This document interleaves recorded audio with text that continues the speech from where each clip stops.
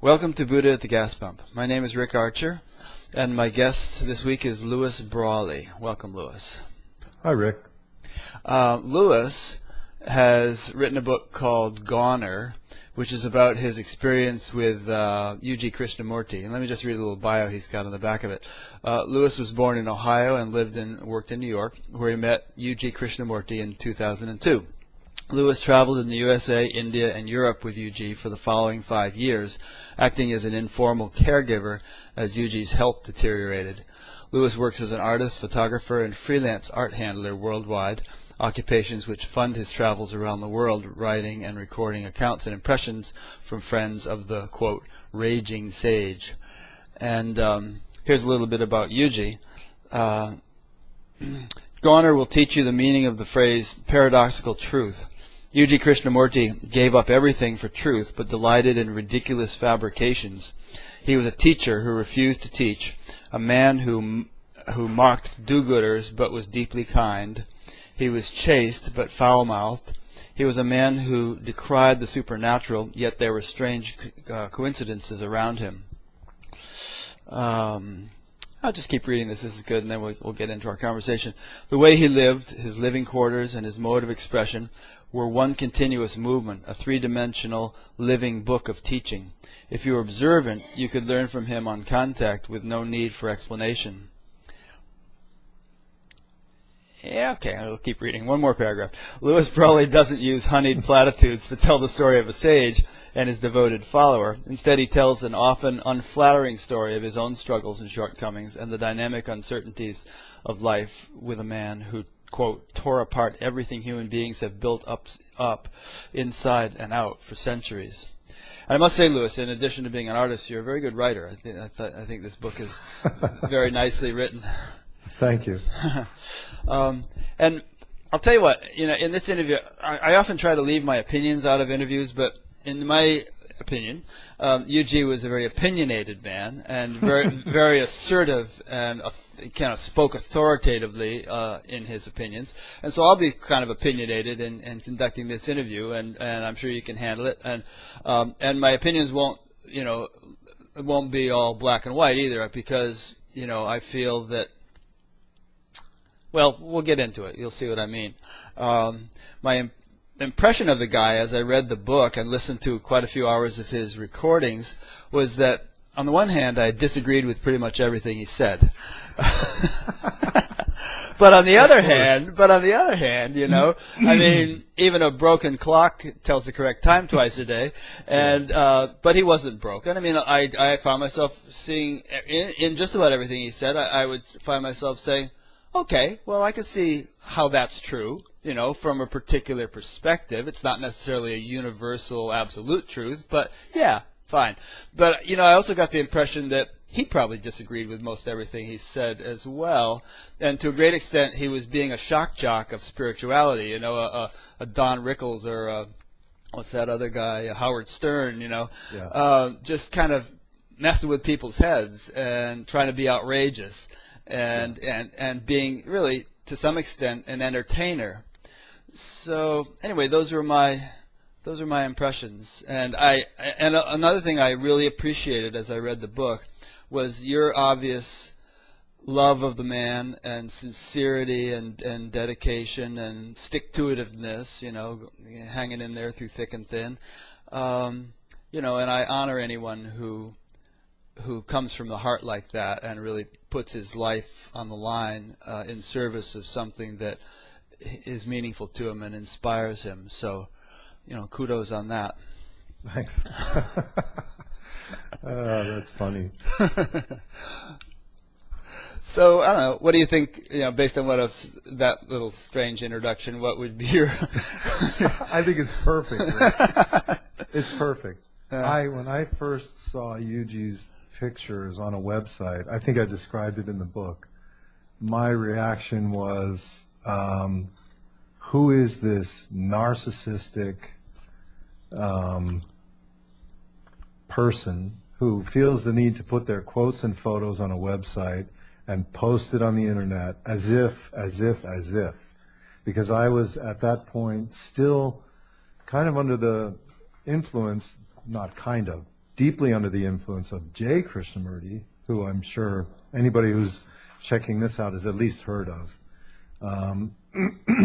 And so my initial response to Yuji was a little note to the website, having not read anything, saying, can I get a poster or a T-shirt, you know, kind of with this. But then when I started to read what he had to say, something very peculiar happened, and it was very simple and very ordinary and almost invisible. And that was that my obsession, and I have a tendency to lock onto this subject matter for whatever reason, my obsession with Jiddu Krishnamurti was evaporated. Mm-hmm. And that was something that came out of, that started with the exposure to him, and I went to see him a couple of times in California, and I really was deeply affected by his message, and it changed the course of my life for a long time. So here's this guy with the same last name, which immediately made me suspicious. Oh, he's just riding on the coattails or something. But it's a common last name in India. Yeah. It's like Smith over there. Right, right. So I was just really taken aback by the effect of this, of Yuji's initial words, and that was just from reading the book. Mm-hmm. And it was confusing because he was saying, you know, if, you know, this is, there's nothing you can do. He says a lot of things that I found unnerving and at the same time a peculiar relief. But what it set up for me was the immediate urge, overwhelming urge to find this guy.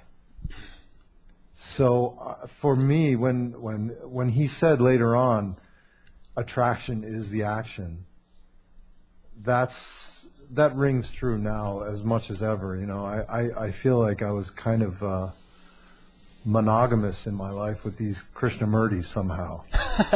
You know, it's about the only thing I've been able to maintain monogamy with, because the rest of my life is a kind of shiftless mess. So,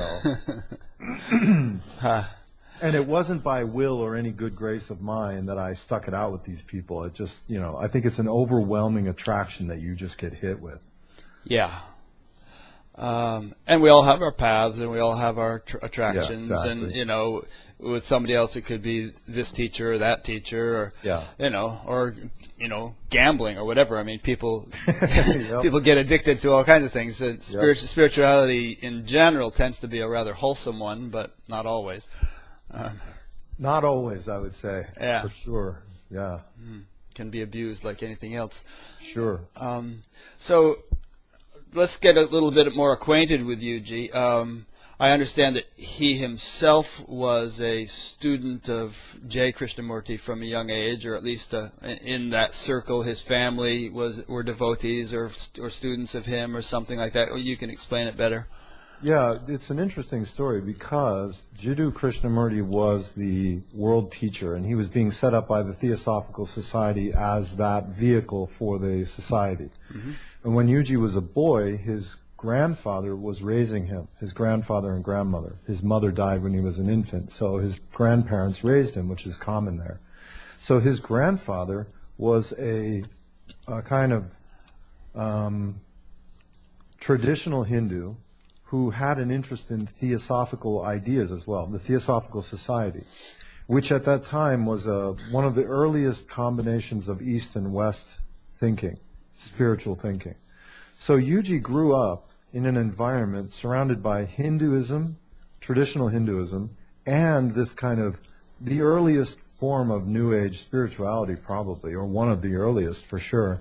And Jiddu Krishnamurti was a pretty glamorous character. I mean, he was movie star good looks and, you know, a pretty charismatic personality, and he was really set up as quite the leader. And so Yuji, as a boy, was surrounded by images and the impression of this individual.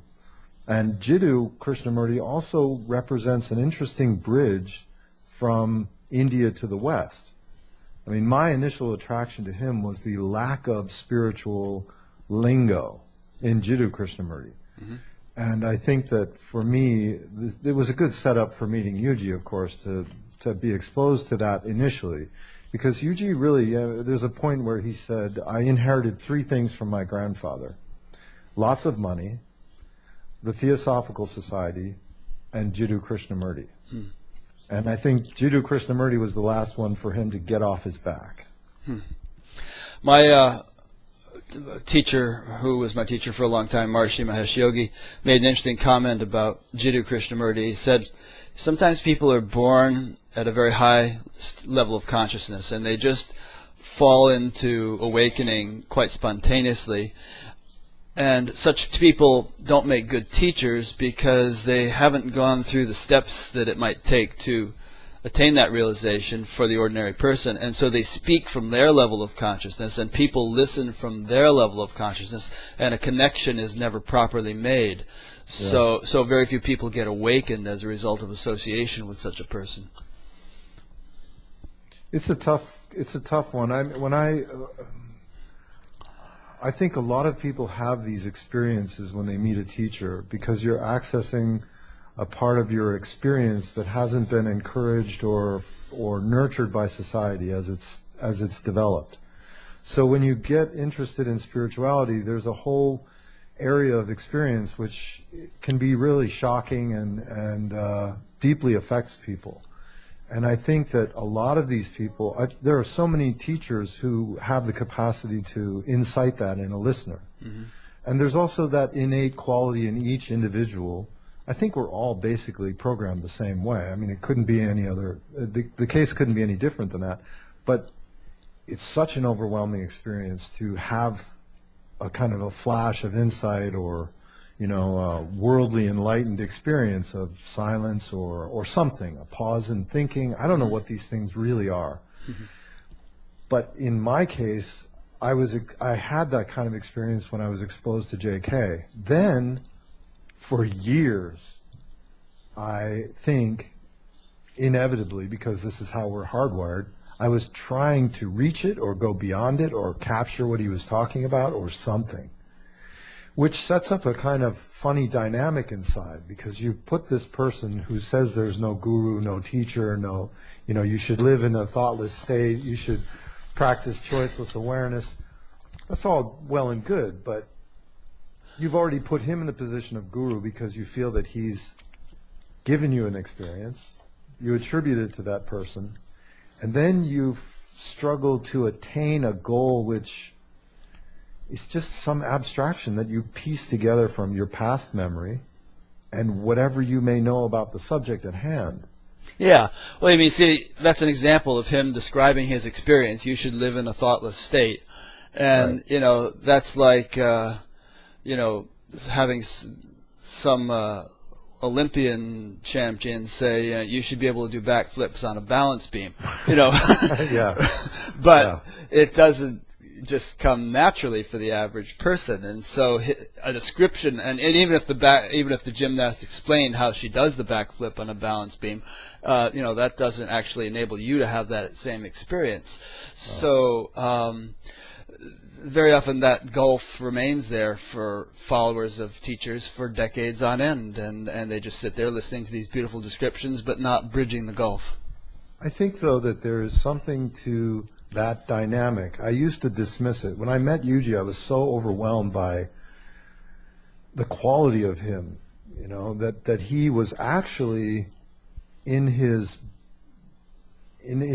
actions, he was what all these other people were describing or the rest of it, but what he was saying was confounding. When I met him, he wasn't using, I've since then listened to hours and hours of tape of him talking from shortly after this calamity in '67 right up until the present, and his means of communicating changed over the years. When I met him, he was talking what seemed like gibberish initially. It really felt ridiculous, but to look at the man and how he moved and the way I felt when I was around him and the response to the situation, it seemed very natural and normal and actually quite ordinary. At the same time, it was confounding. There's a saying in India, babbling saints. Yeah, it's like a babbling brook. Yeah, what's meant by that is that they have the experience, but they haven't learned to articulate it, and so their speech is more or less gibberish, as you say. And perhaps in Yuji's case, through talking constantly for years on end, he began to articulate more clearly. I think that what happened with Yuji, and this is my experience, is that since he's gone, he died in 2007. In the years since he's gone, all that gibberish that seemed like just an ongoing joke, with very ordinary language, which he repeated ad nauseum, he was actually making points all the time. It just seemed at the time like, well, I'm interested in a much bigger, more intricate answer to my question. And he was undermining the mechanism in me, which is basically a torture machine of this desire to understand and articulate what cannot be articulated, which is life itself. You can't do that. And one of the things that I think is so remarkable about Yuji, and at the same time makes him nearly invisible to a larger audience, is that he would never compromise the ordinariness of himself as he felt it. That I am not different from you people. I can't tell you how to do something when I don't know how this happened to me. At the same time, he was always talking about it, how he functioned, how we functioned, as far as he saw that, and trying to make a connection with people that they could understand using really ordinary language. As time goes on, he uses more and more and more prosaic language to talk. So in a funny way, it's like it becomes invisible because he's not reaching for big, lengthy explanations. In fact, he would chop them at the knees, any intellectual explanation of anything that a child couldn't pick up. It's true. I mean, as I listened to him, I felt like I couldn't have had a conversation with this guy because as soon as I started to ask a question, he'd cut me off after 3 or 4 words, and then he'd just carry on. And within a minute or two, he'd be off on some tangent completely unrelated to what my question was attempting to be, and he'd just carry on and carry on and carry on until somebody else tried to ask something, and then the same thing would happen. So it definitely wasn't a kind of an intellectual inquiry in a traditional sense where there's what's really peculiar about that dynamic, Rick, which I saw happen over and over again, was any kind of pre-calculated question that I had would be chopped at the knees, as you described. Right. On the other hand, if someone was sitting and genuinely started wondering something and then just popped out of their mouth a question, he could be screaming at a person on the other side of the room. He would stop and quietly, in the same tone of voice, answer that person's question in the most direct, simple way imaginable. Interesting. So he responded to deeply spontaneous and genuine queries. Absolutely. And it was some complex in the head kind of thing he wouldn't, right? He would never give space to predisposed inclinations. If something popped out, he would immediately address it. But if you sat calculating, it was over. So it was, in a way, he was acknowledging and almost reinforcing spontaneity and naturalness. Yeah. Whatever was genuinely of that person in that moment was addressed. Something that was coming from the past would be shot down immediately. Huh. Now, you referred to what happened to him, and it's referred to as catastrophe and so on, and as calamity, and as I understand it, it was some sort of spiritual awakening or shift that took place after years of, asking every spiritual teacher he could find what enlightenment was and how to reach it. So tell us about that a little bit.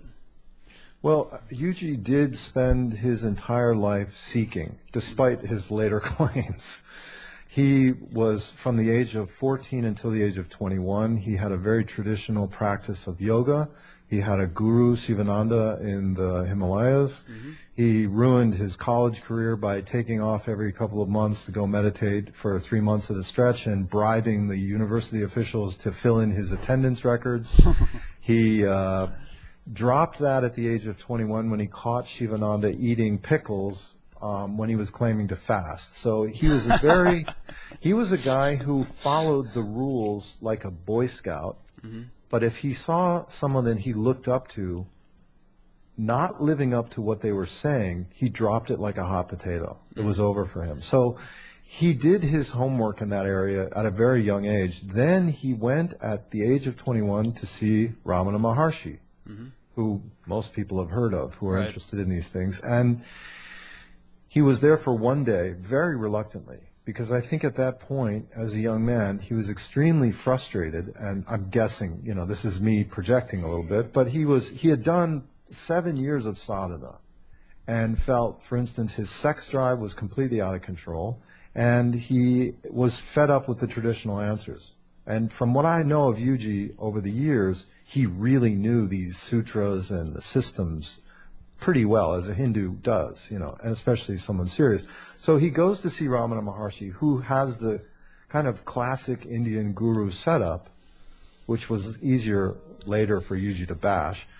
And you have to keep in mind, here's a guy who still has the exposure to theosophical ideas and Jiddu Krishnamurti in his brain housing unit as a deep influence. And Jiddu hadn't quite lived up to his image either, as I understand. No, but Yuji wasn't disillusioned with him yet. Oh, okay.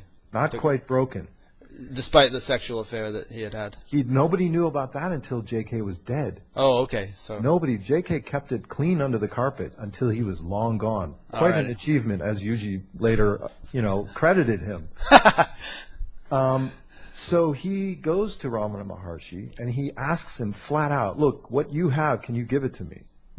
First, I think one of the questions, there were 3 questions, but the essence was, if a person is there, can they go back and forth? You know, do you go into the state and out of it? Can you lose it and regain it? Yeah. Maharshi said, no. You're done, you're done. And then, of course, Yuji being impatient, as I can completely identify with, can you give it to me? What you have, can you give it to me?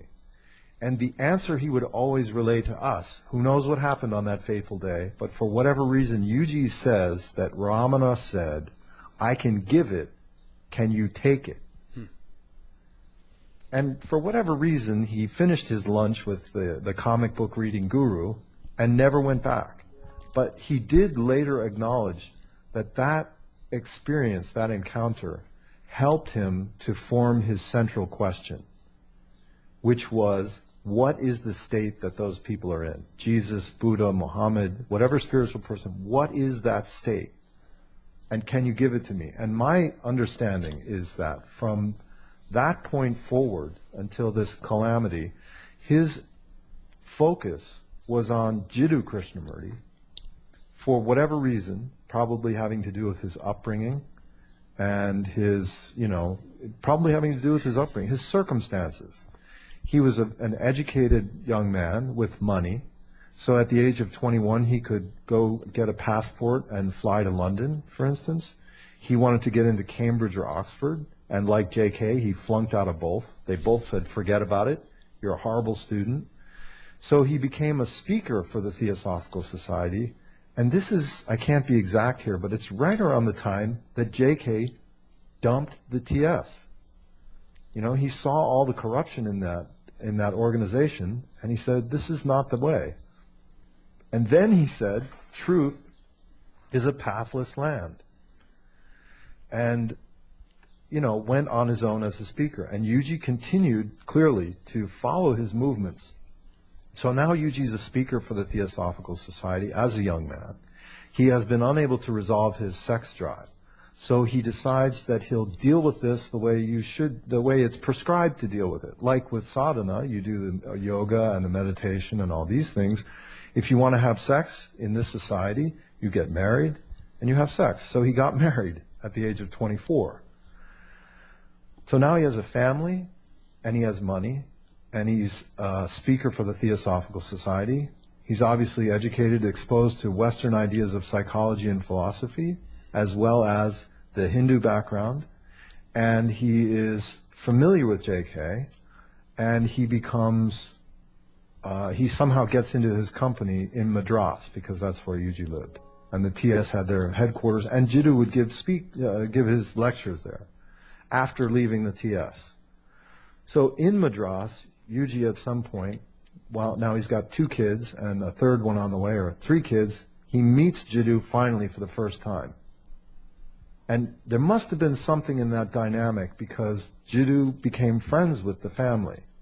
The daughters, Yuji's daughter, has told me about, hanging out with JK at a concert, and, they would go, and Yuji and JK went for long walks, and this went on, and the two of them really went at it. I think they had long discussions, and Yuji was very attached to the guy, clearly, and deeply devoted. There was a point in an early discussion that shocked me when I heard it, on an earlier tape from 1970 or something, of Yuji describing that he wrote actually a commentary of Patanjali's Yoga Sutras based on the teaching of J. Krishnamurti.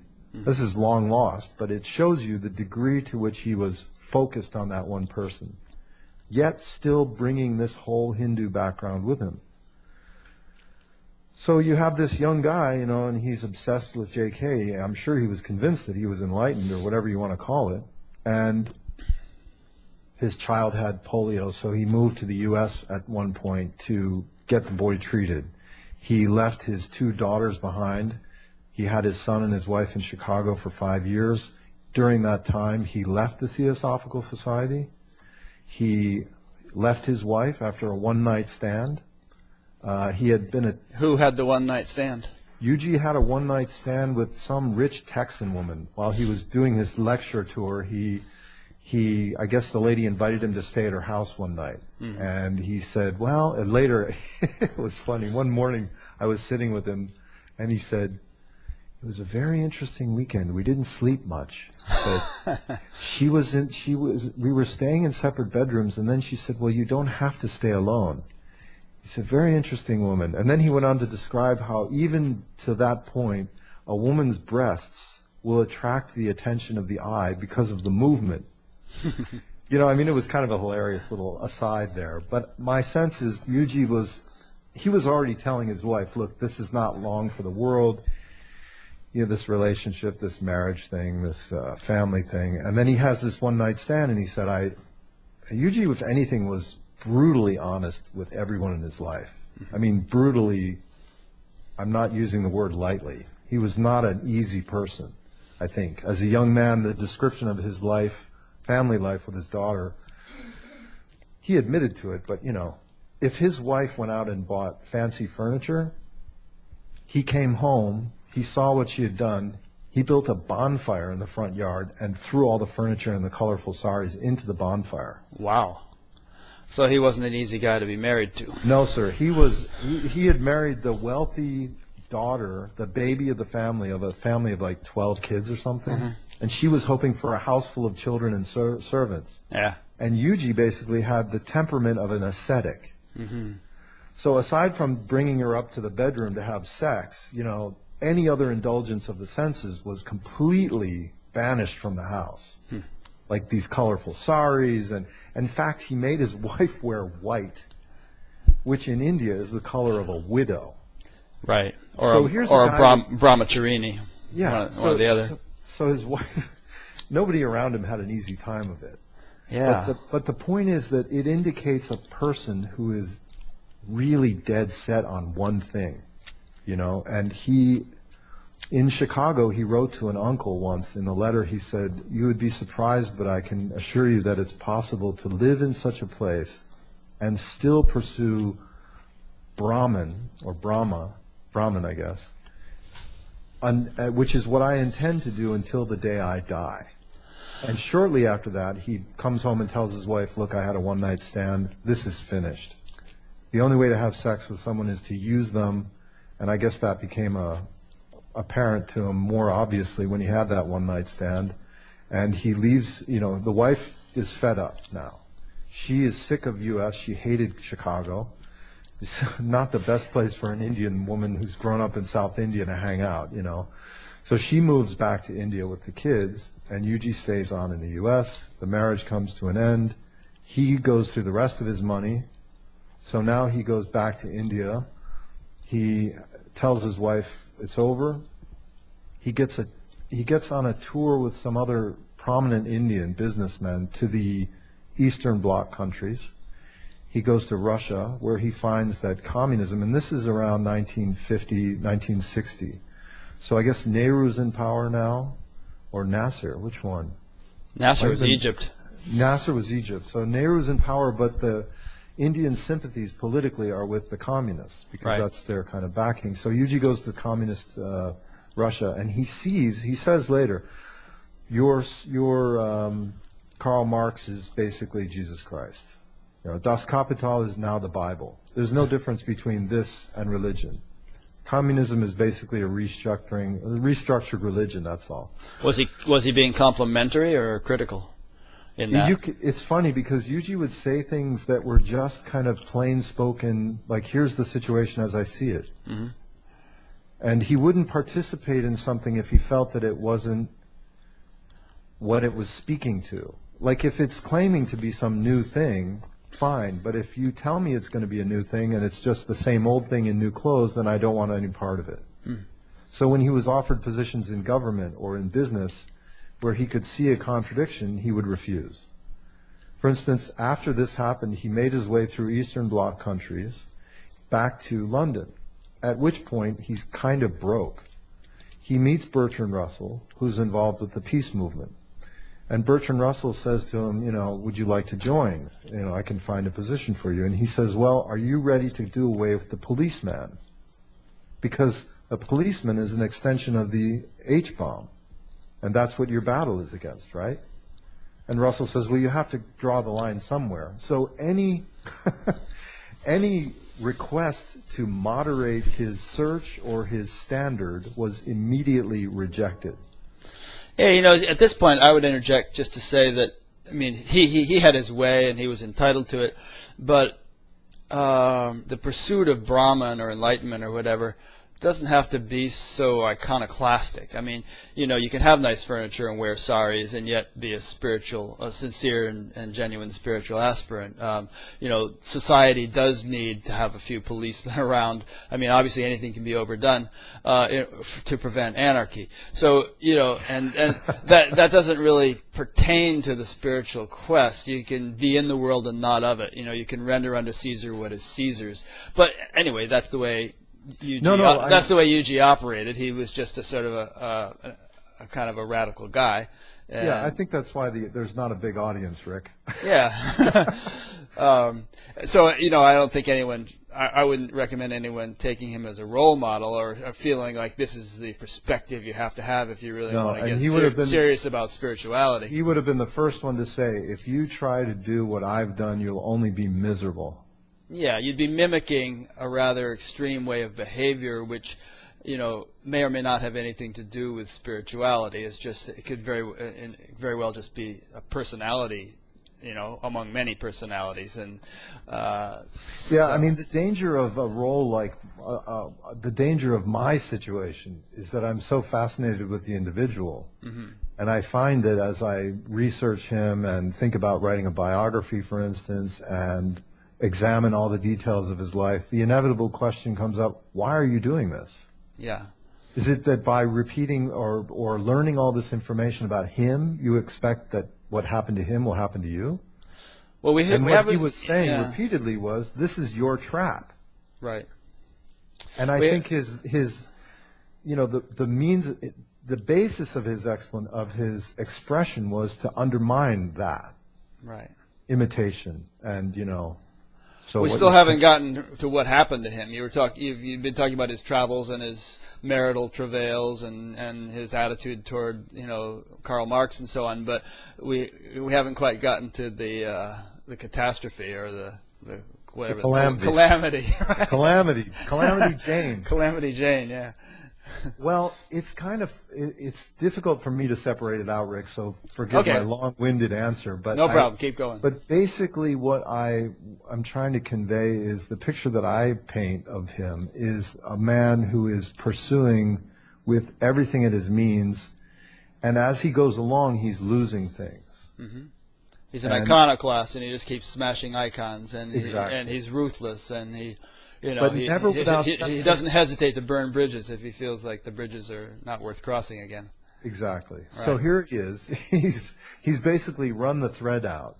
He's still going to see Jiddu Krishnamurti. He has now begun to avoid Krishnamurti because his situation is dire. Krishnamurti knows that his wife has since died now. Yuji was in London when he got the news that his wife died. His kids are scattered to the winds. And young family, too. We're not talking. So now he's in London, and he's really down and out. He meets Jiddu for the last time. He says to him, why have I wasted all these years? If there's nothing you can teach me to get me to that place, then I've wasted my time. So he doesn't see him again in person, but he continues. He meets at some point when he gets really down and out. He's in Geneva looking for a bank account where he thought he had some money. Now he's got nothing. He's got a hotel bill that's unpaid. He goes to the Indian consulate. He meets a woman who offers to give him shelter, basically. And this is Valentine, an older Swiss woman who he spent the next 14 years traveling with, maybe longer. 61 to like 96 or something, somewhere around those dates, whatever. So this lady's taking care of him, and now that's 35 years, 61 to 96. I got my numbers wrong. You know, left brain, right brain, whatever that is. Anyway, he meets this lady. She says, "I'll take care of you. Don't worry about it." He doesn't go back to India. Instead, every summer he goes and listens to Jiddu Krishnamurti again in Switzerland. In Switzerland. Meanwhile, things are beginning to happen to him. Physically, he's having experiences like a Kundalini experience where, you know, the energy is coming up through the spine and you know, there's all these descriptions of it, whatever. Finally, in 1967, he's sitting in the tent listening to Jiddu in San in Switzerland, and Jiddu is talking about the comparative mind. And he's talking about there's a silence. If you've been following what I'm saying, you'll find that there's a silence. And in that silence, there's an energy. And in that energy, there's an action. And that action, you cannot know. So Yuji's listening to this after all these years and all this loss, and he's sitting there. And that's very profound, actually. I mean, maybe it's a tangent, but action within silence is a very interesting thing to talk about. But, you know, continue on, though. I don't want to interrupt your story. Well, it is key, Rick, because if there's an action, and when I read that, when I listened to him describe this, I thought, this is why no matter how you speak of it, what you say about it, any description of the spiritual state, whatever it may be, is always secondary. Okay, we all know that. Fine. So he's sitting there listening, and he's struck by the fact that he's been fooling himself, calling what he's experiencing a silent mind, because the only way to describe a silent mind is by using a mind that's not silent at all. It's saying silence, so there's a word, so there's a noise, so there's silence. So this kind of gets him to this corner that he can't get out of. He walks out of the tent. I guess it was the last talk of the season. He goes back and he's sitting there on a bench, and he said, he suddenly feels all these funny feelings. Like, is this the state that they've all been describing? This is what Jesus was in, or Buddha was in? But if it is, how would I know? How would I know? And at that point, he says, or said, the question just stopped. It wasn't resolved. It wasn't answered. Who knows why? The question just stopped pestering him, I guess. And at that point, he went home, laid down, and some kind of physical death process happened where he was fighting to keep his consciousness awake, and it closed like a black aperture. And this is when his friend came over, the woman Valentine, who knew nothing about all this Indian stuff and was not a spiritual person in the sense, you know, she wasn't a seeker, but she was a radical. You know, she had been involved with the Paris art scene and all the rest. So so they were living in the same building, and she sees him on the couch looking really whack-out. You know, and what is he doing over there? So she calls this young friend of theirs, Douglas, and he comes over, and Yuji is lying on the couch in the bow posture, completely out of it. And he says, Yuji, what's going on? And then he somehow brought him back. And apparently what happened to him, as he described it, is that when the thought stopped, when the questioning stopped, there was a kind of, I mean, this is my word, but there was like a rebooting of the physical system. You know, the chakras that are described represent glands. We all know that by now. And these things kind of got recharged. And why that question did it to him, and why that, you know, day in the tent did it to him, and how exactly that happened. I mean, all the stuff that he had done, the meditation, the yoga, the, you know, leaving this, that getting taken away, this getting taken away, all that happened. But at one point, how do you figure out exactly what made that event? So after that event, the physical changes started in his body. And that's a lot of what the first book that he allowed published about him describes, is, you know, this unblinking thing, and, you know, a death process, the ionization of thought. He describes all these things in a very scientific way, in a sense, you know, like it's the body. It's something that happens in the body when thought, which is this kind of servant which has taken over the house, is naturally put back into its place, where it's fine, it functions, it works, you know what you're doing, you know where you are, you can speak and operate in the world, but it's not constantly pestering you with, that's a red chair, that's Rick Archer, this is Louis Brawley, I'm sitting in the living room, what's going to happen tomorrow, why am I getting what I need, am I getting what I need, you know, all this worrying stuff is suddenly gone. He used to say, if that stops, then the body will restructure and you'll live a natural existence. So that, I don't know if that answers the question well, but no, that's good. Let's talk about it some more. I mean, first of all, it's hard to say which is the cart and which is the horse, which I think you were implying. Exactly. You know, let's play with a few possibilities. Did the physiology undergo this transformation because of some change in his mind? Did his mind change because of some change in the physiology? But but we know that there's no distinction between those, right? Yeah, you could say there is, in a sense. How? But they're tightly correlated. I'm just saying that, you know, mental activity is not physical in the sense that bones and blood are physical. I think it is, but they're tightly correlated.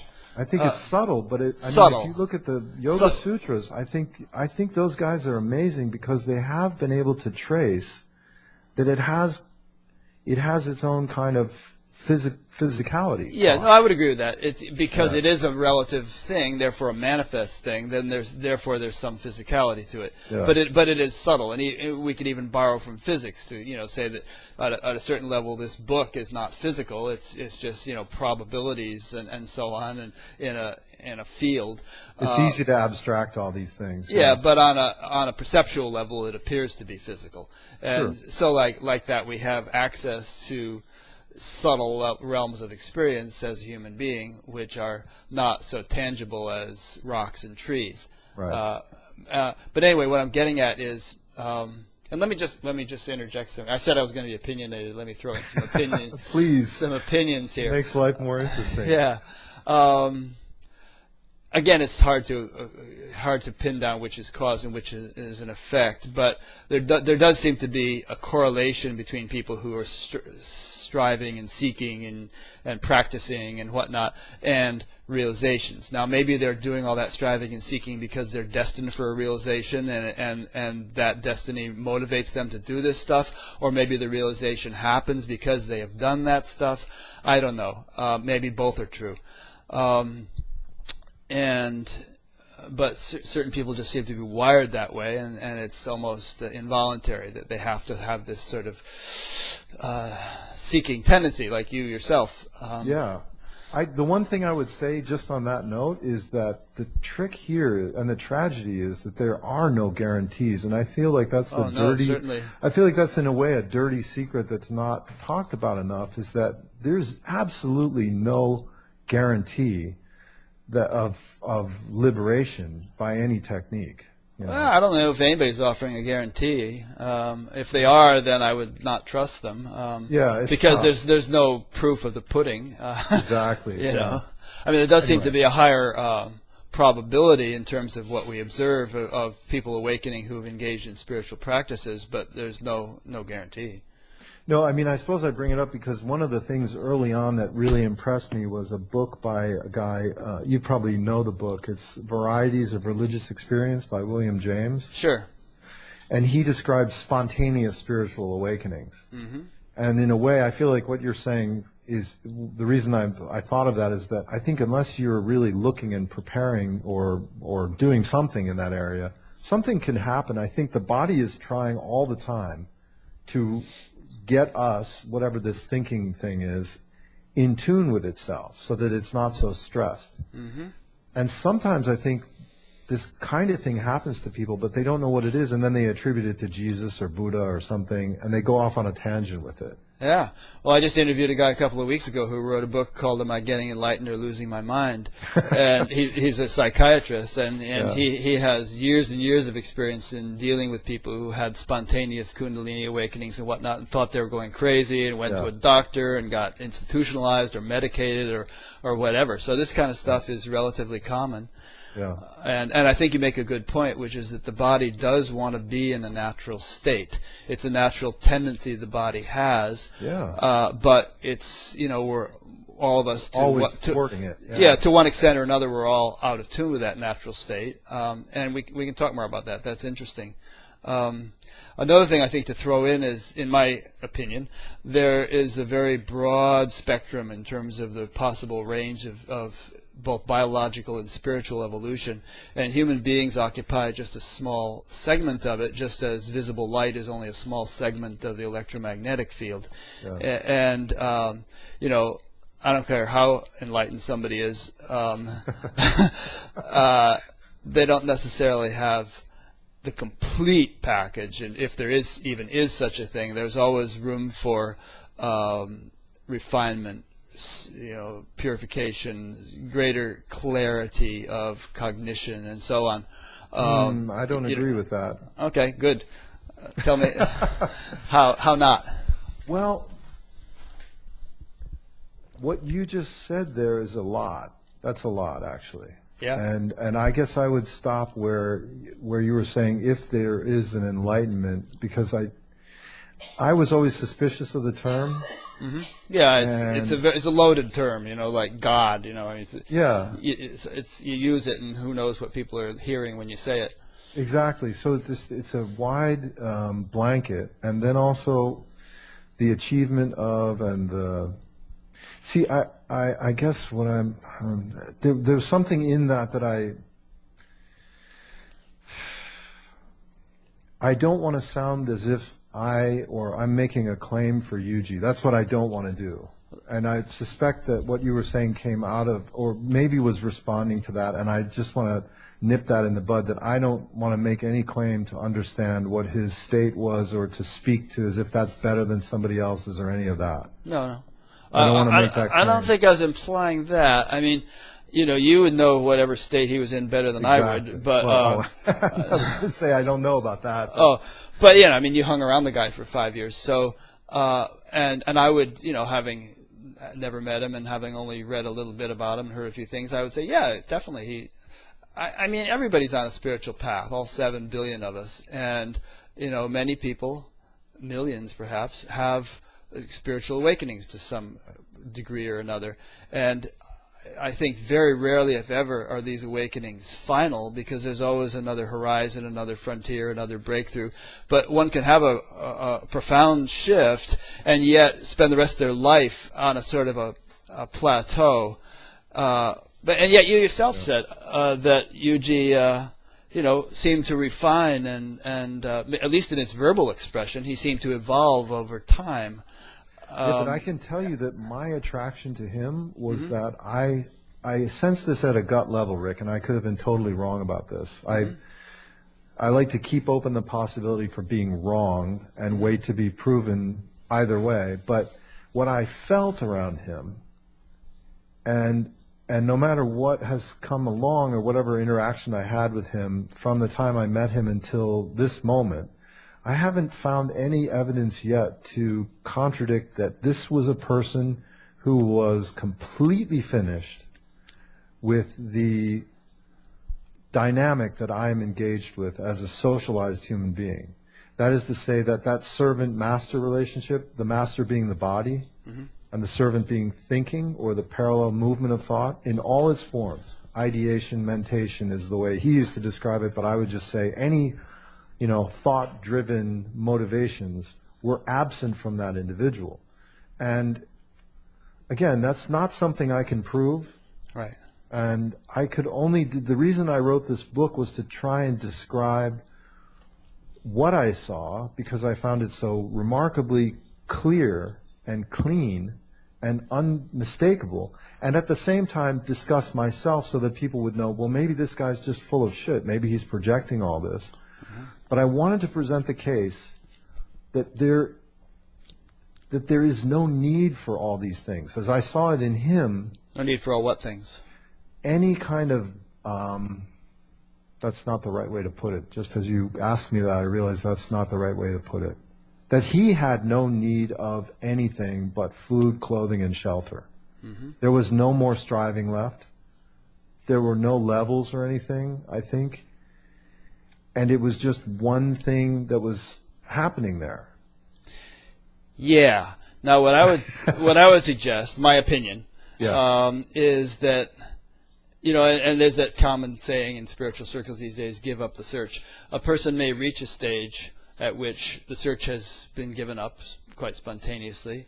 There's no striving left. And anything else you want to say about it, natural state, automatic, spontaneous functioning, so on and so forth. But like the infomercial says, but wait, there's more. That doesn't mean that there is no possibility of further unfoldment. It just means that that person is functioning in a radically different way than people commonly do. And yet, what do you mean by further unfoldment? I guess that's where my question is. What is the further unfoldment? Well, let's explore this, and who knows? Maybe I'll completely change my opinion in the course of talking to you. But you know, if we think about what enlightenment really means, and let's try to define it. Yeah, how would you define it? That's the thing, I guess. My understanding is that, you know, obviously, if we speak of non-duality, if we speak of God, if we speak of, you know, sort of the absolute reality of things, it's one holistic, unified, omnipresent wholeness. You can use a bunch of adjectives there and keep on using them, and it's like this one unbounded ocean. And we spoke recently, a little earlier, of activity within silence. So it's the reality is a totality, it's a wholeness, and within that, it's like currents within the ocean. You know, consciousness in motion within itself, and somehow it appears to take aggregated forms through which it can experience itself as a living reality. You know, we have bodies, we move around, but we are nothing but that. But that somehow having taken a form which can know itself as that, and which can speak and act and breathe and live, and yet it is only that. So it's a fascinating, mysterious, marvelous thing. Now, when that realization has reached a sufficient degree of clarity, one realizes, oh, I'm not just this little meat puppet. I am that. I'm this carbon unit, you know, to quote Star Trek. I am that reality. Primarily, secondarily, in a relative illusory sort of sense, I am this breathing, living organism, which is somehow, you know, anchored in and nothing but that ocean, but able to function in this apparent world. So, you know, a perspective like that, experiential, not just intellectual the way I'm describing it, but totally experiential, is my concept of what enlightenment is. Now, as an instrument of that, as a sense organ of the infinite, there is no end to the refinement, to the subtlety, to the kind of comprehensive of perception, the depth of clarity with which that instrument can detect things. I mean, you can get a $10 microscope at Walmart, or you can, you know, get a $100,000 electron microscope, and they're both microscopes, but they can, you know, the $100,000 one can see with, you know, the fine details which the $10 one can't see. So you can have people who have shifted to a natural state, if we want to call it that, to an enlightened way of functioning, where they feel like they're no longer calling the shots. They're just an instrument of the divine, or of you know, just sort of expressing, living naturally, spontaneously. But there can be vast differences between such people in terms of the clarity with which they experience and understand. There can be vast differences in terms of their emotional development. There's just no, in terms of their perceptual refinement. There's no end to unfoldment, and even some very advanced teachers whom I respect a lot, refer to themselves as beginners, like Adyashanti, and he says, "Always with me, I'm always just beginning." Or Saint Teresa of Avila said, "It appears that God Himself is still on the journey." So, that's my perspective, and again, it's just based on my opinion and my experience so far, subject to revision. But I would take someone like Yuji or like anybody else, like Ramana Maharshi, and say they've still got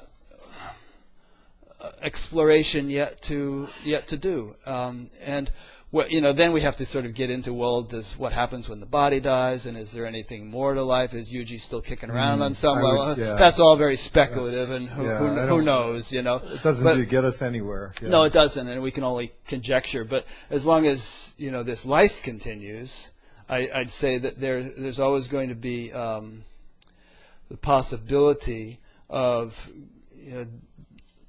something more, even though it's maybe more of the same, essentially, because once you realize the essential nature of everything, it's all the same stuff. But somehow, as an instrument of the divine, as a sense organ of the infinite, there's always more possibility of greater refinement, and perhaps even greater influence of that person or that entity. There's a kind of either. Anyway, I've talked enough. You kick in. I think I get where you're coming from, Rick, and I think basically we would disagree on this point in the sense that I think that it is possible, and I feel that I've witnessed the situation where a person's capacity for operating from the thought, the parallel thought mechanism, is blown out. Right. That's finished. And I think once that occurs, then the body is in charge, and it's physical. I have to use the words he used, but I do that because it best describes what I saw, what I witnessed, which is a physical phenomena. And in the company of that phenomena, for myself, all these ideas of levels and achievement and refinement are completely obliterated. And that's why I was so fascinated and continue to be so fascinated by that phenomenon. And when I go back to India, for instance, before I met Yuji, I didn't know who Ramana Maharshi, Anandamayi Ma, Nisargadatta, because of my JK background, and because I'm such a fanatic maybe, any guru, anyone who appeared, even gave the faintest whiff of being a guru, I completely dismissed. Since meeting Yuji, I've been exposed to these classic Hindu scriptures and studied these people, read about Ramana Maharshi and Anandamayi and, people that seem to have been blown out or whatever I'm describing here. And it does look to me, the evidence seems to point in the direction, to me, that if the mind is severed by whatever means, however, by accident or by happenstance or practice or whatever, if this thought-driven parallel universe, which enables you and I to have this conversation, is no longer in charge, then that is a final situation. And thereafter, then the person is just functioning as like a machine. I mean, that sounds it sounds belittling, but I don't. No, I totally understand, and I agree with you. And just to be Yuji-esque in my response, I would say that that's when it actually gets started. When the mind is blown out. In a way, you could see that as the starting point. I think because the evidence that what I see is a lot of people saying that the mind is blown out. Well, whatever wasn't that the terminology you just used? Yeah, but I've heard this terminology. This is the difficulty of this whole subject. It's so rife with a few different things, and one is there's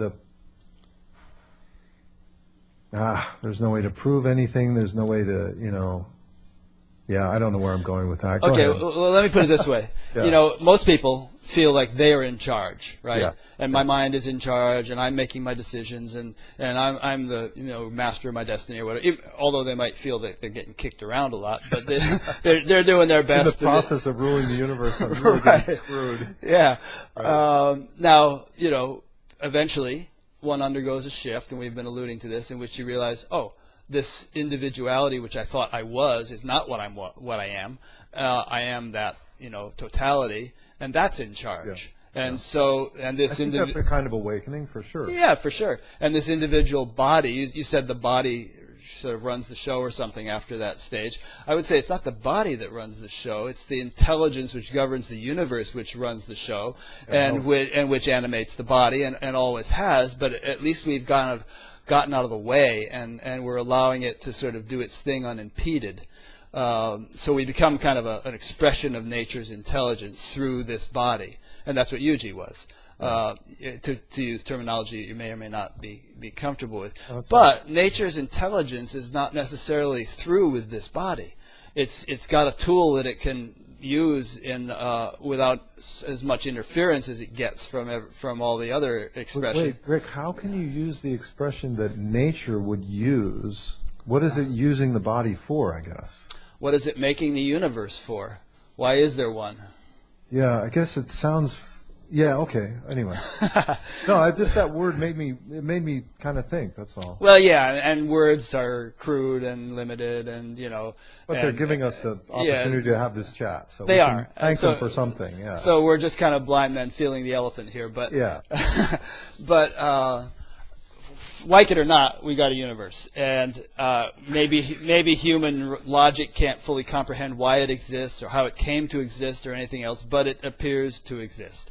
Yeah. And there appears to be an evolutionary momentum governing it. I mean, we start out with basically hydrogen, and somehow stars are formed, and then the stars explode, and we get heavier elements, and then bodies are formed, and cutting a long story short, and those bodies can have conversations and can start, I got you. And they can start thinking about why there's a universe and where the trouble begins. Yeah.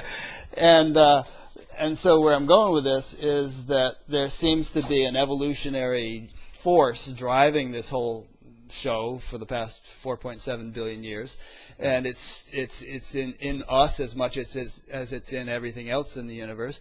And when this so-called shift takes place to an awakened state, that force doesn't take a vacation. It's still driving, still running the show, but it has an instrument through which it can express itself with less impediment, with less obstruction than is... Yeah, well, I could refute what I'm saying right now in the next breath, but in other words, one becomes a sort of I used the phrase meat puppet earlier. One really does become a meat puppet in the sense that we're meat, but now we're really a puppet. We're kind of just the spokesperson for the infinite, and without so much individual agenda as we once might have had. You see. Hey, you see, boy, I listen to a lot of Yuji, and now I'm saying you see. He picked that up from J.K. too. Oh, did he? He said that. Do you understand what I'm saying, sir? I know. You see, sir? You see? He said that all the time. So anyway, swing back. I just hit the ball in your court. Go ahead and play it. I'm not sure where it went. I think I missed that point totally. Well, the point we're talking to you, Rick, because I'm lost now. We're talking about refinement. We're talking about there being further sort of progress, if we want to use that word, even after awakening takes place. And what I'm saying is the intelligence which is running the universe continues to work on us. To work on its expression, and the net result of that is in the experience of that expression, in the living experience of the person who's undergone this shift, is continued refinement of perception, emotions, understanding, and those things are not a given. I mean, it could be that even then one can sort of plateau and not progress at any tremendous pace. One can stay stuck in a realized state for the rest of one's life without exploring the further possibilities that realization potentially offers. But those possibilities are nonetheless there. See, I feel like this is all speculation, Rick.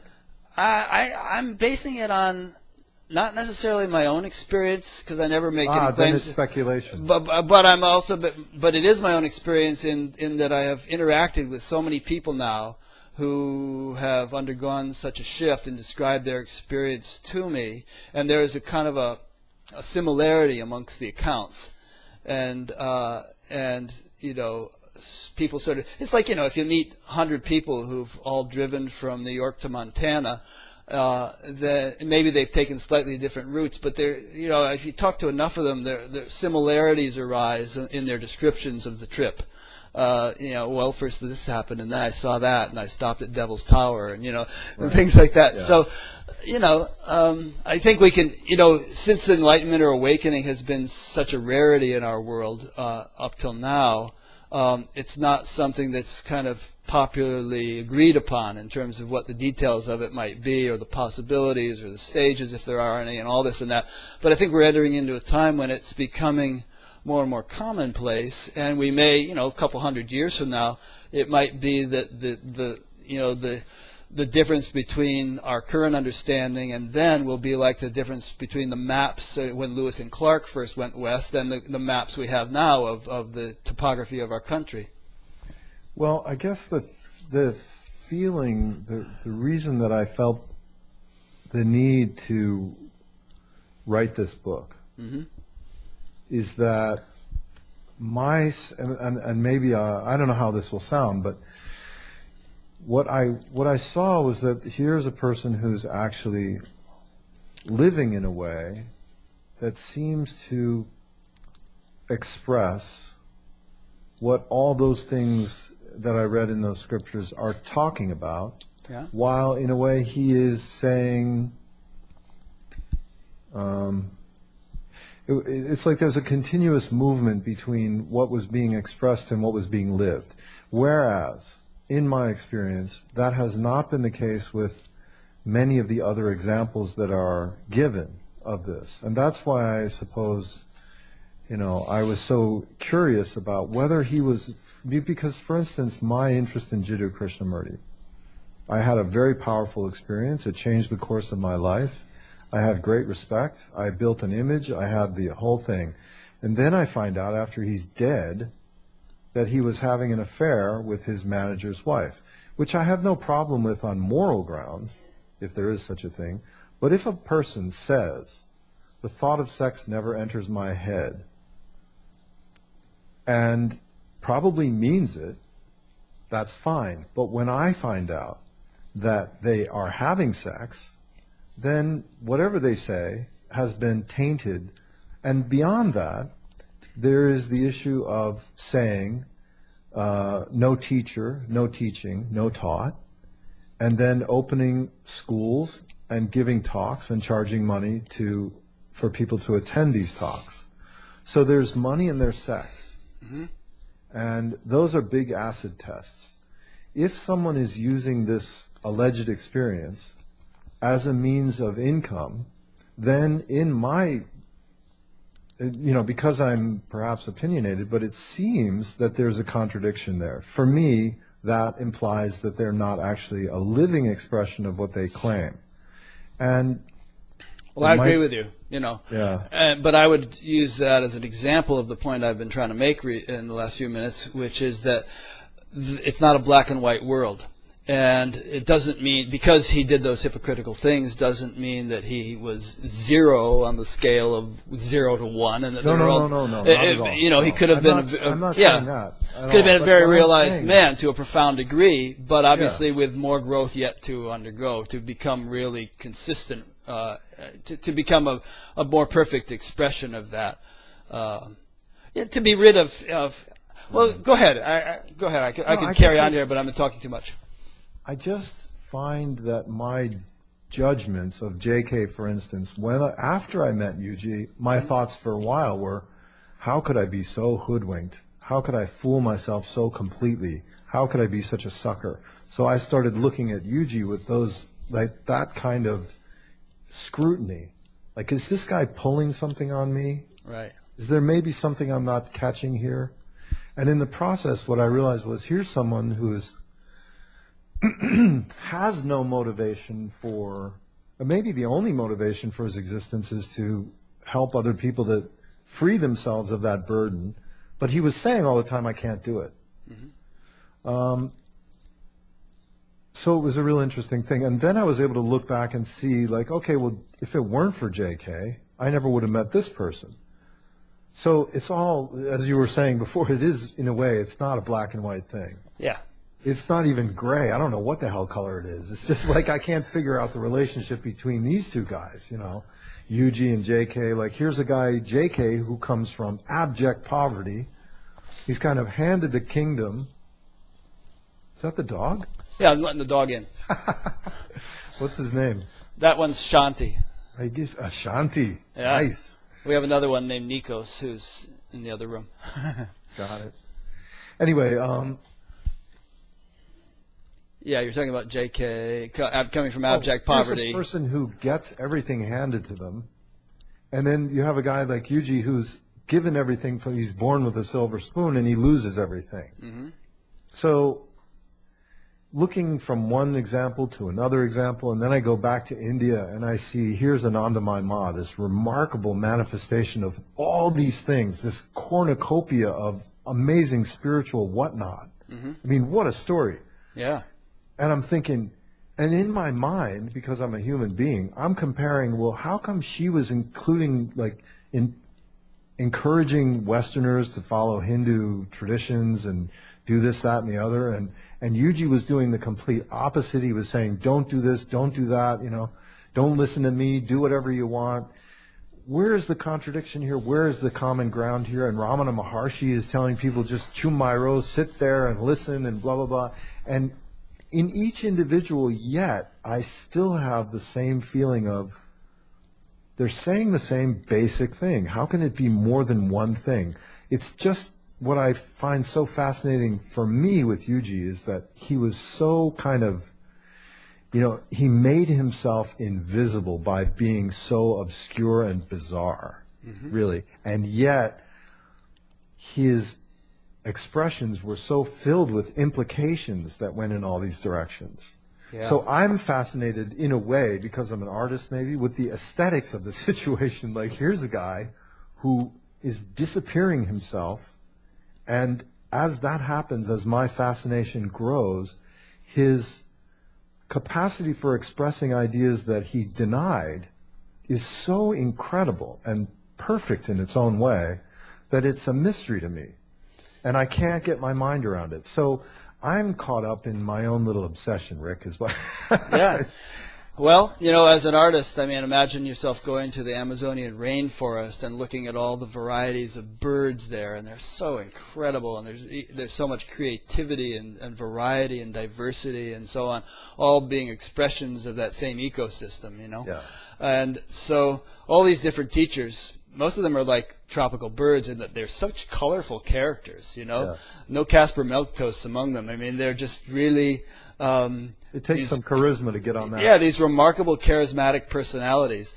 Some of them hard to live with, some of them, you know, easy to live with, but definitely all challenging in their own ways. Yeah. And, you know, to quote the incredible string band, light that is one, though the lamps be many. Oh, they might have been quoting somebody else. And to quote the band, you take what you need and you leave the rest. So, I mean, there's just this great variety of teachers in this whole, you know, garden of God, and we gravitate toward the person that we're karmically or, you know, personality-wise attracted to, and we benefit from that person to the extent that we do. And, you know, the people who were around Yuji, maybe it must have been his function and destiny to have had a small audience, you know. But the people who were in that audience probably benefited from it.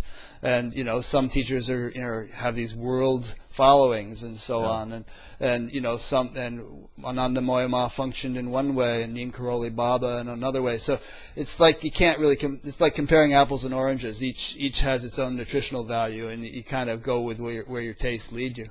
Yeah. And I think it's inevitable that you do that comparing, but in the end, as I said earlier, I'm quoting him, who's quoting whatever, is that attraction is the action itself, that if you're attracted to it, that will do its work. Yeah.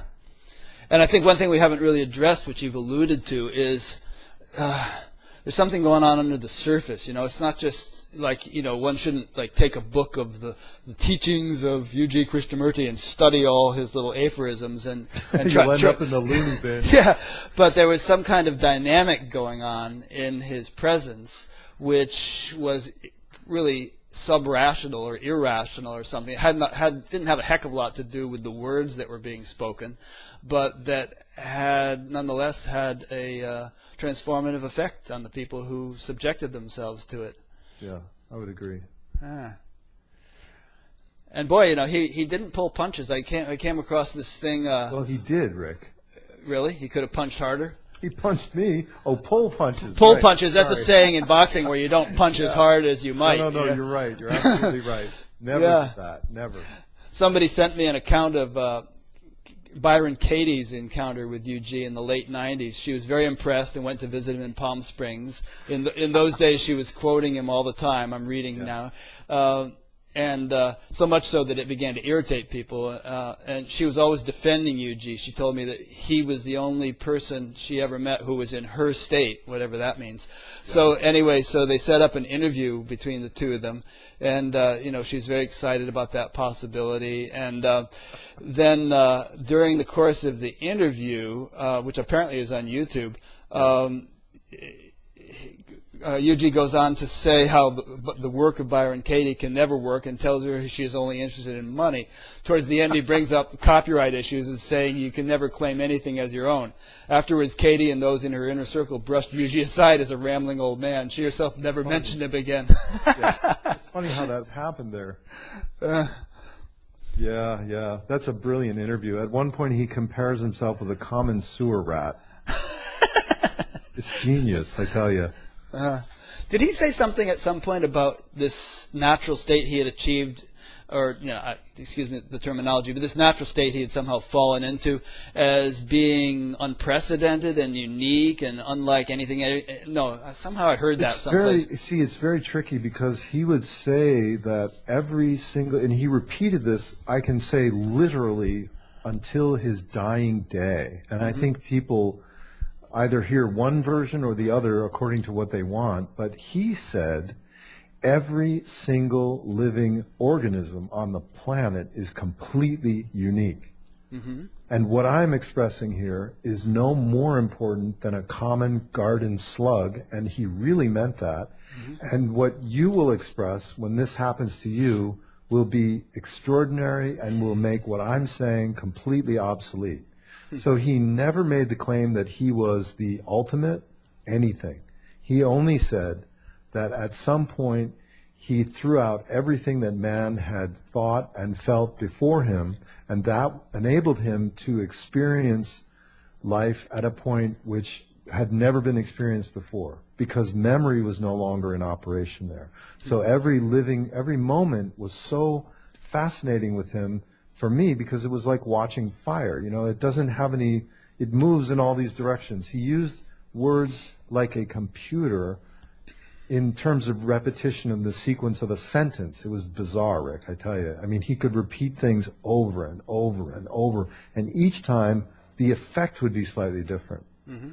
So what he was saying is, look, once you sever that tie with the past, you're finished. All this, I want this, I want that, I enjoy this, I despise that, I like this. That's all gone. And the only thing that's left is life. And however that expresses itself, you won't know. You won't be able to direct it. You won't be able to capture it. There will be some remnant of that which will affect everything around it, just as this conversation is affecting us. Mm-hmm. But he never made any claim that he was superior or, Huh. But he did have very strong opinions. I mean, Sure, who doesn't? well, apparently, I mean, it's not like everything is perfect just as it is, and there's no qualitative differences. I mean, he was saying pretty outrageous things, mothers are bitches or whatever, that phrase. The funny thing about those 10 Commandments, for instance, is that they actually describe how people behave. I see. And the same thing with these money maxims that he wrote toward the end. I was so baffled by that whole thing. 108 money maxims. What the hell is he doing? Yeah. And it occurred to me that he was simply describing consciousness as humans experience and are tortured by it. That every single person I know wakes up thinking about money, and it drives us crazy. And so in a funny way, he was really addressing core issues of how we function, and we don't, without realizing it, I think that he was just using whatever means he could find to upend this whole ideational fascism of, achieving a higher goal or becoming a superior being. He was really trying to strip people and push them into a corner where they would be forced to be themselves. And that's not an easy job for anyone to do. But I think that he was right when he said that any real teacher, any real guru will do that to you, and it will not be a pleasant experience. So he just had his own way of going about it. Yeah, I mean, like everybody else, he was a unique individual, and he did it his way, like Frank. Like Frank, yeah, I was just going to say.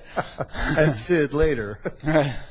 Who was Sid? Vicious or something? Yeah, that was his final swan song, I believe, was I Did It My Way, and he sure did, Yeah.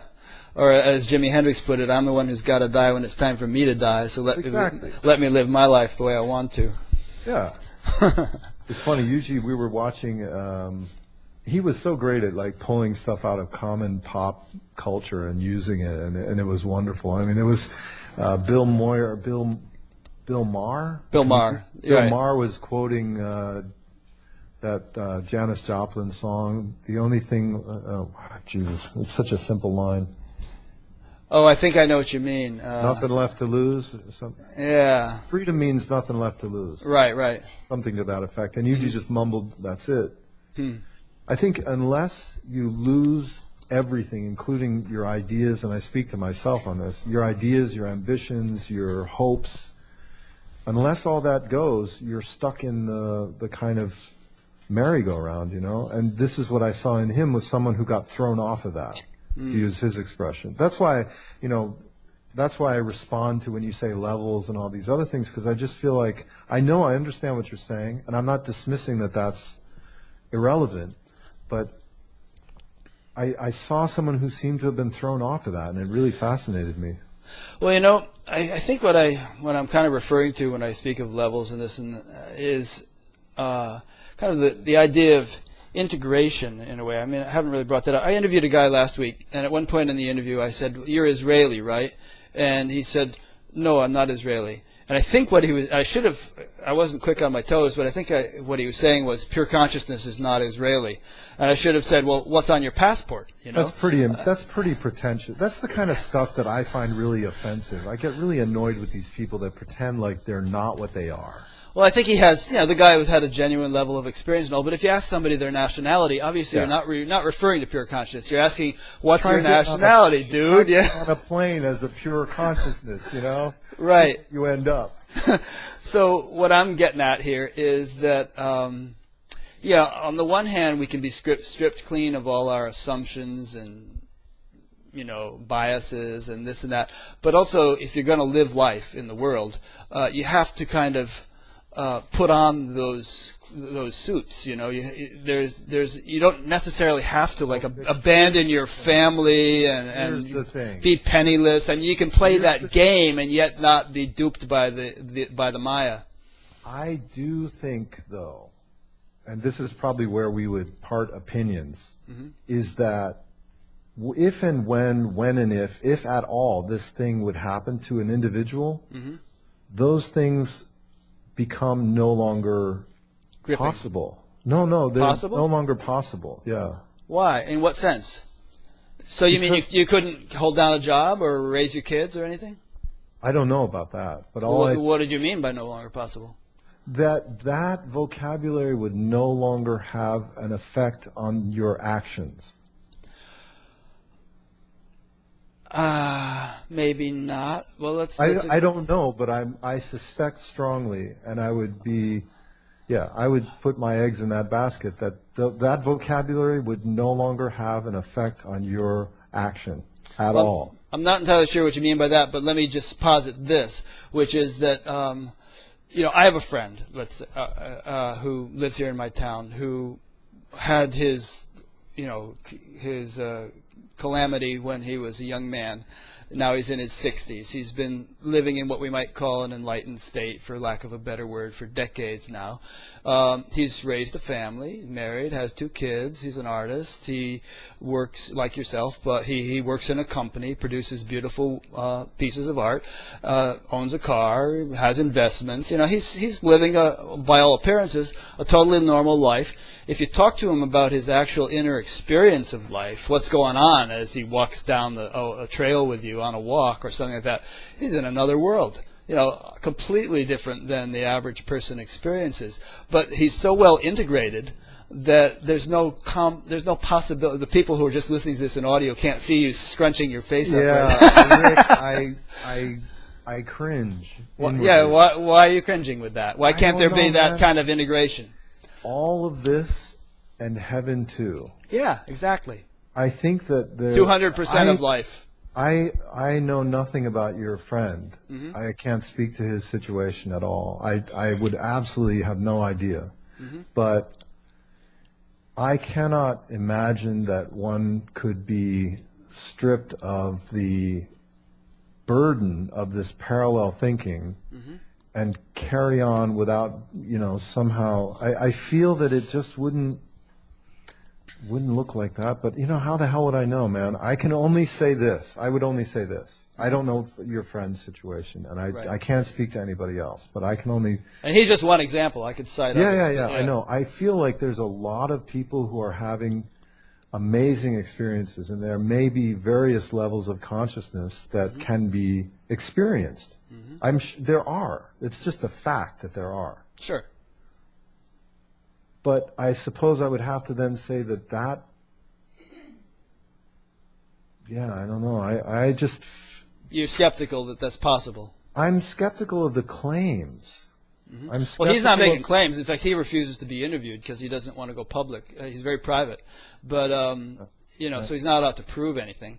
But I'm just holding that up as an example of the degree of integration that's possible. It's not necessarily... See, I think it's not necessary to come across as a crazy man and to be enlightened or vice. It's not the enlightened people. I'm using that word just because it's a convenient word. Are going to necessarily stand out in a crowd or act inappropriately in social situations. They can be, for all intents and purposes, completely integrated with their families, their societies, and everything else, and yet living an inner experience, living in an inner world, so to speak, that is quite out of the ordinary. See, there's a line that's really beautiful line that I've heard it several times, but he said, "I am not in conflict with the society exactly the way it is." Mm-hmm. There's no conflict with that. I never saw him behave in a way that would get him arrested. He never said anything inappropriate to a person that wasn't capable of taking it. He was only outrageous with his friends. No. I mean, I never saw him deliberately go out and hurt someone's feelings. Mm-hmm. But I did see there was a complete disengagement from the life that I know and experience mm-hmm. As a personality, Right. And I think for me those key things, again, were money and sex. Because, and I can't make an argument for these things, Rick, and I'm not trying to sound like a prude, but I feel like that this burnt seed phenomena that is described so well in the terminology of Hinduism, which I'm not subscribing to, I'm just saying that I did see these examples after he was gone, these descriptions, and they somehow ring true. And, that's just my little opinion. And obviously, as you're pointing out here, I've been deeply influenced by this man.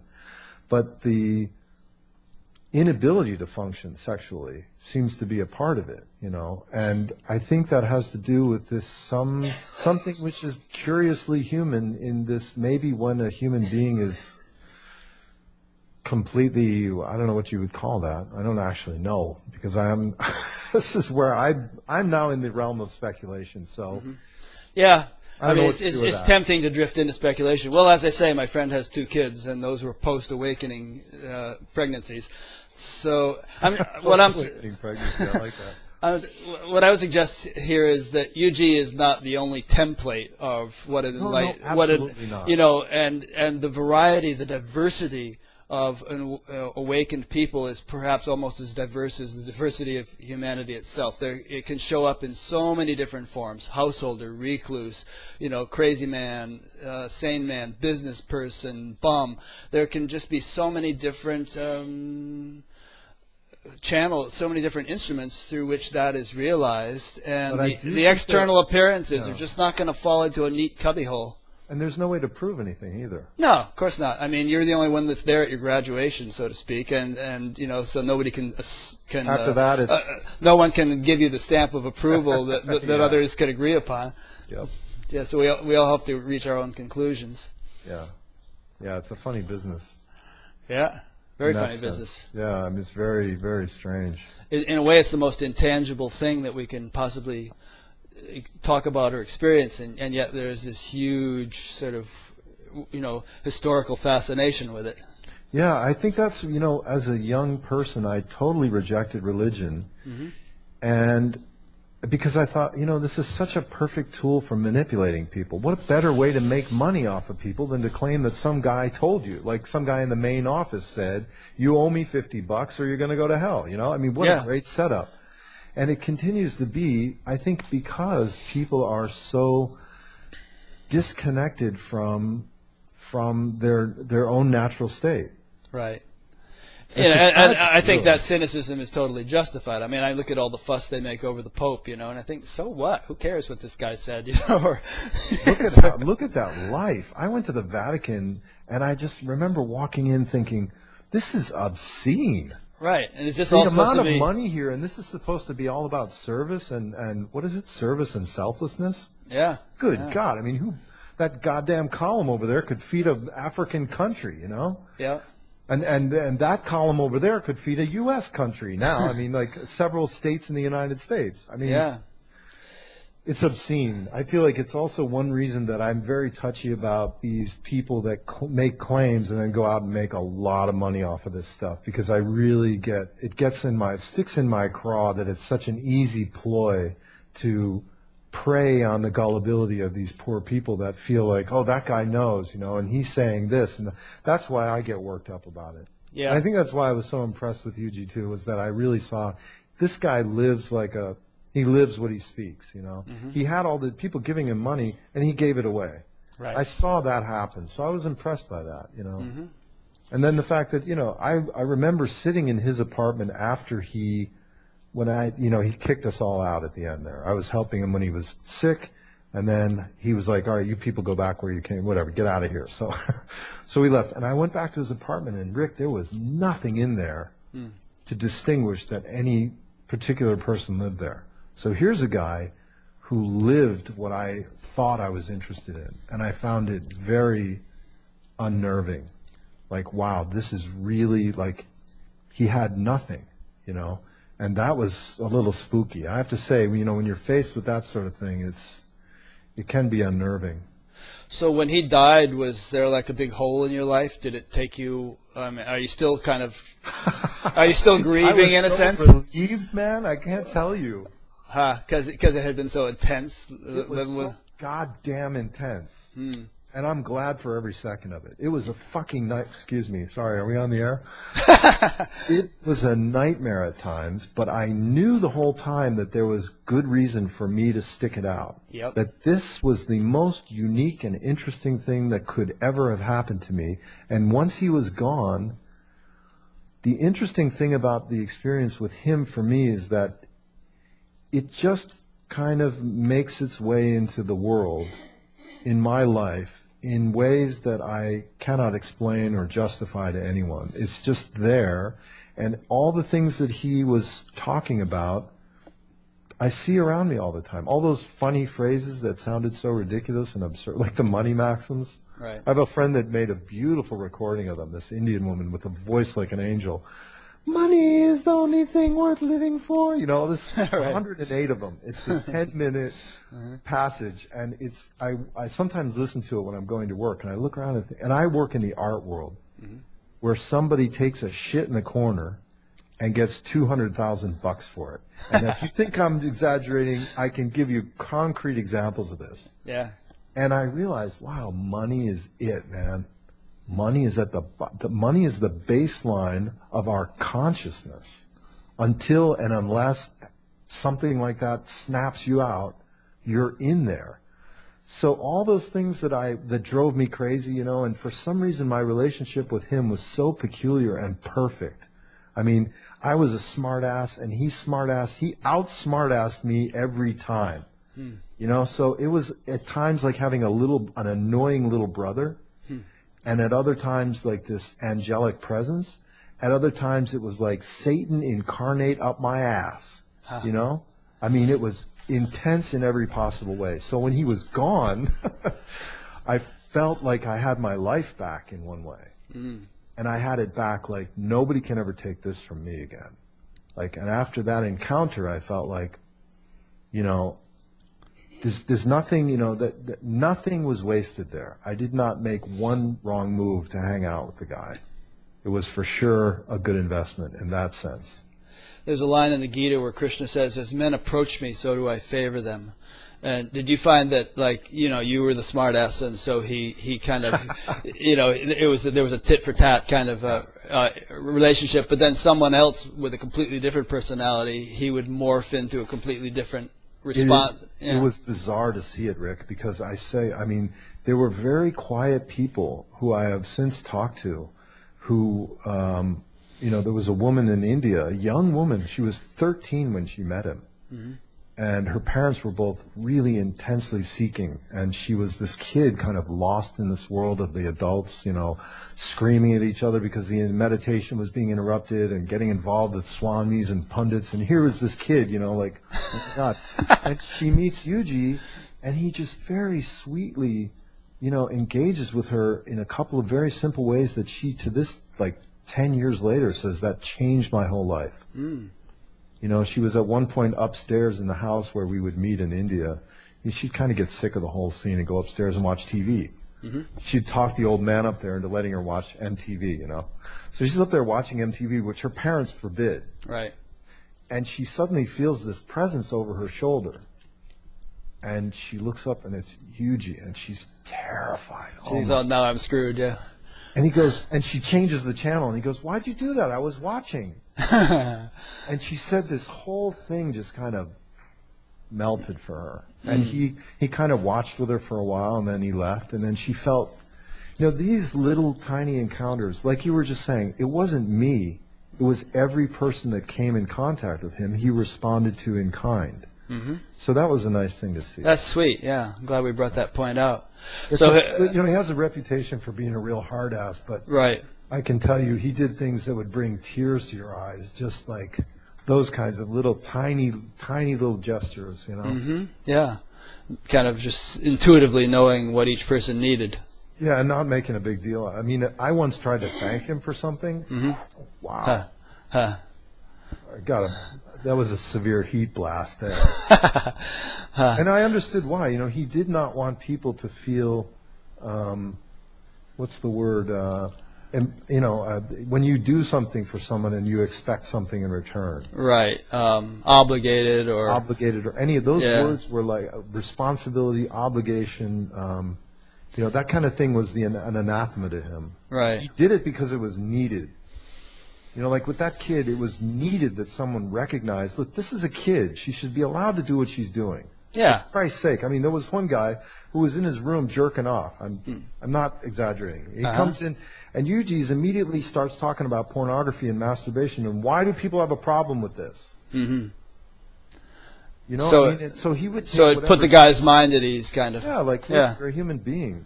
There's nothing wrong with that. I mean, you know.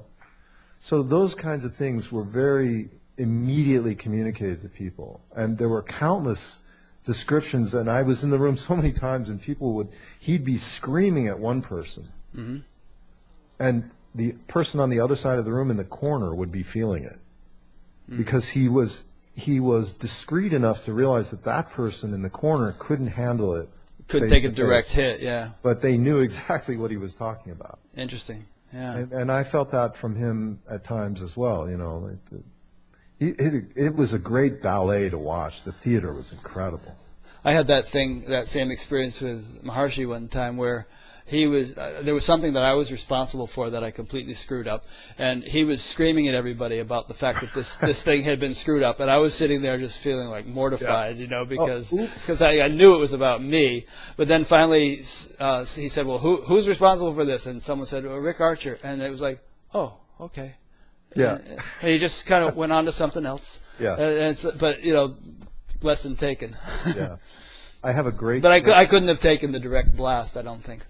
Yeah, it's funny how they know. Yeah. These people, they sense...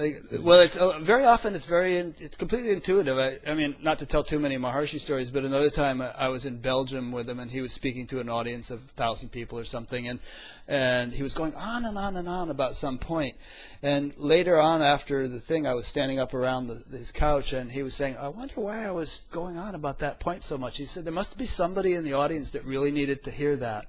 Yeah. You know, but that's the point. It's like there's this kind of cosmic intelligence that's pulling the puppet strings, and very often, I probably all the time, you know, at least in Yuji's experience, it wasn't like this rationality that was driving him. He was just a force of nature.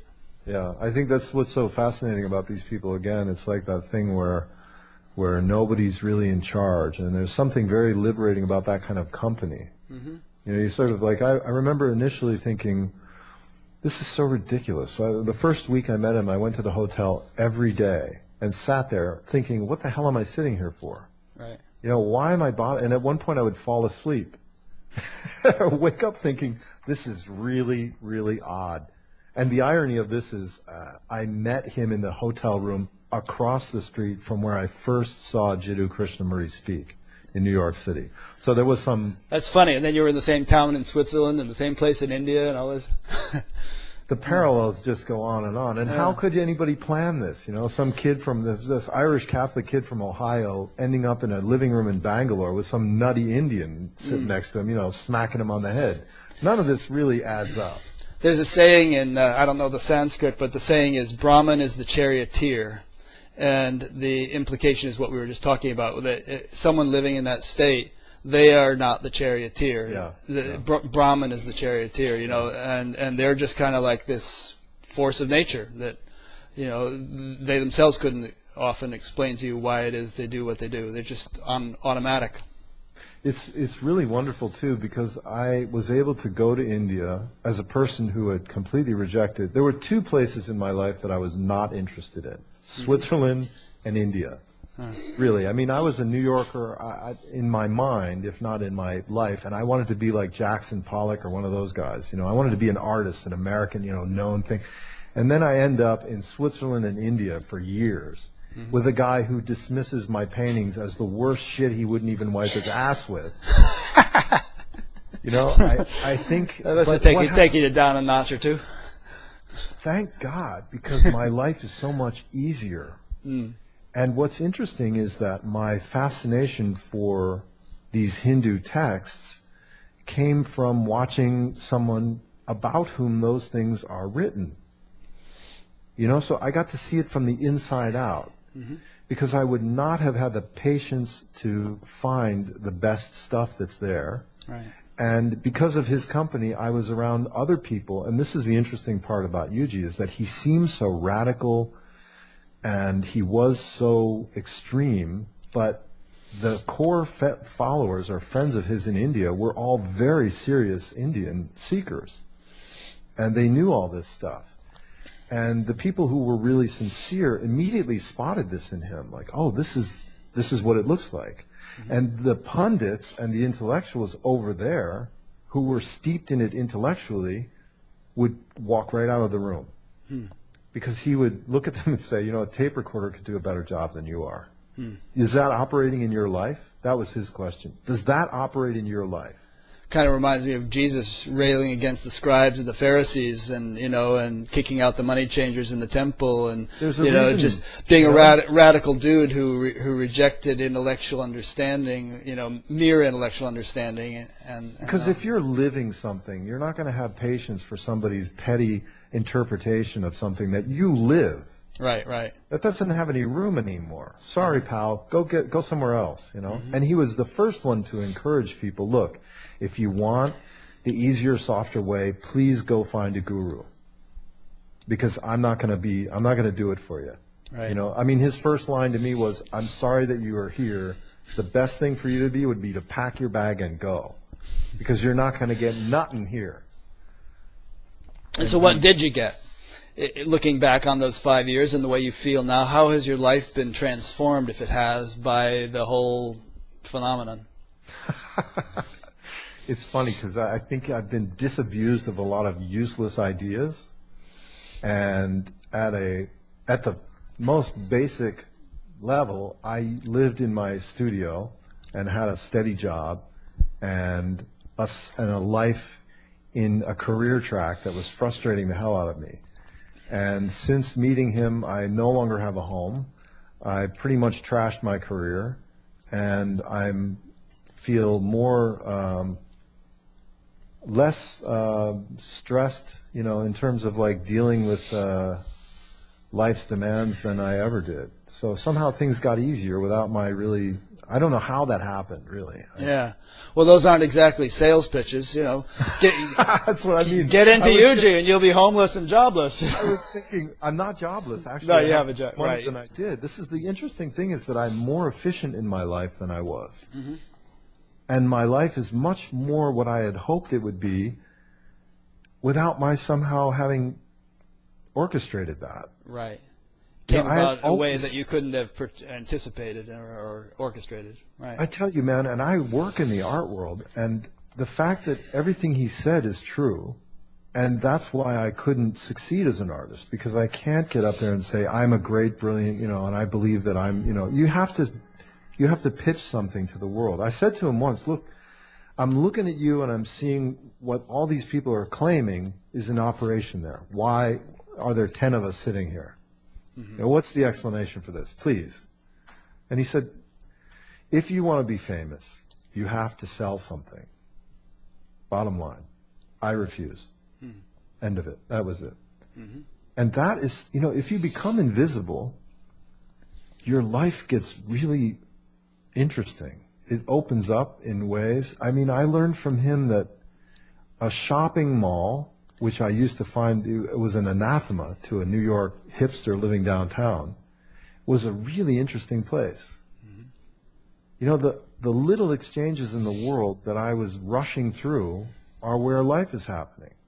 And with this guy, with all these endless, absurd, torturous drives through 4 countries and 3 states and, shitty food and weird going into someone's house and being thrown across the living room floor and like, what the hell am I doing here?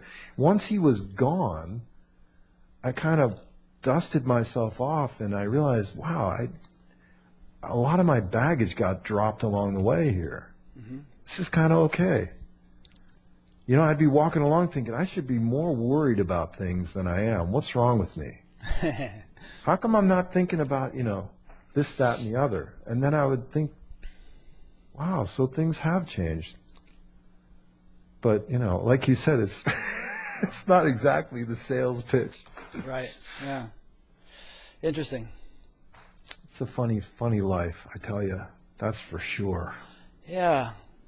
No, it's a fascinating account. And obviously it's not something that anybody else can repeat now because he's gone, but, although they might find some other teacher. And there are similarities in terms of being in this kind of maelstrom, around a teacher like that, or like anything, just this tornado, and like when it's over, you think, holy mackerel, what was that? And yet, wow, I'm not quite the same person that I was. Well, Rick, I never imagined in my entire life that I would write a book. Right. Then I write this book, and I rewrite it 14 times. It gives me something to do while I'm cruising around the world being homeless, you know. Mm-hmm. It's a great thing. When you're an artist, people look at you like, oh, that's nice, you know. Oh, I have friends who are artists. But when you're a writer, they go, oh, really? That's interesting. Because I think they think you might write about them. Mm. So I felt I was getting, you know, kudos for being a homeless, you know, wandering idiot. So then I get 2 publishers. The biggest publisher in India, and you know, a non-duality press in the UK, which these people were fantastic to work with, and it all just happens like that.